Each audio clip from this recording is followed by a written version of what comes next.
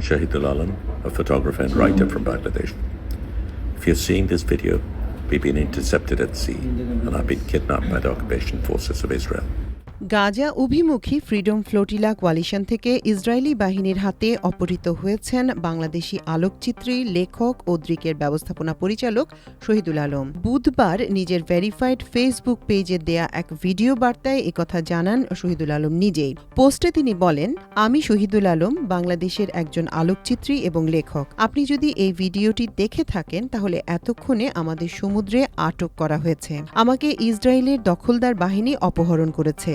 তারা মার্কিন যুক্তরাষ্ট্র এবং অন্যান্য পশ্চিমা শক্তির সক্রিয় সহযোগিতা এবং সহায়তায় গাজায় গণহত্যা চালাচ্ছে।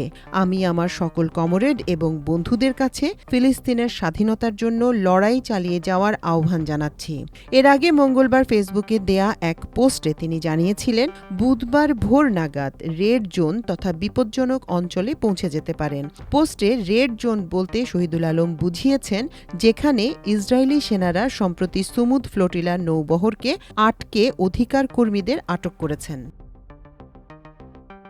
শহীদুল আলম সেই পোস্টে লেখেন, আমরা নির্ধারিত সময়ের চেয়ে কিছুটা পিছিয়ে আছি, কারণ থাউজেন্ড ম্যাডলিনেস নৌবহরে থাকা ছোট ও ধীর গতির নৌযানগুলো যেন পেছনে পড়ে না যায় তা নিশ্চিত করার সিদ্ধান্ত নিয়েছি আমরা।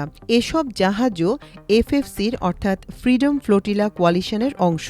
তবে আমরা সুমুদ ফ্লোটিলা নৌবহরের চেয়ে অনেক দ্রুত এগিয়েছি। ওই নৌবহর প্রচণ্ড বাতাস ও ঝড়ের কারণে সাময়িকভাবে থেমে গিয়েছিল। শহীদুল আলম লেখেন, ধীর গতির নৌযানগুলো এখন আমাদের সমকাতারে এসেছে।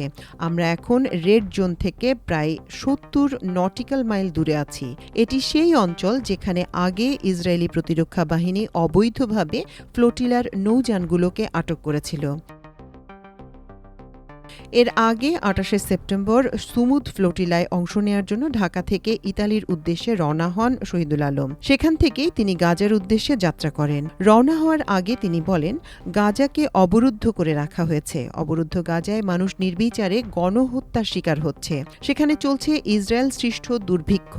এসব খবর ইসরায়েলি গণমাধ্যমগুলো প্রতিনিয়ত উপেক্ষা করে যাচ্ছে। এই উপেক্ষা ভাঙার লক্ষ্যে একটি মিডিয়া ফ্লোটিলার আয়োজন করা হচ্ছে।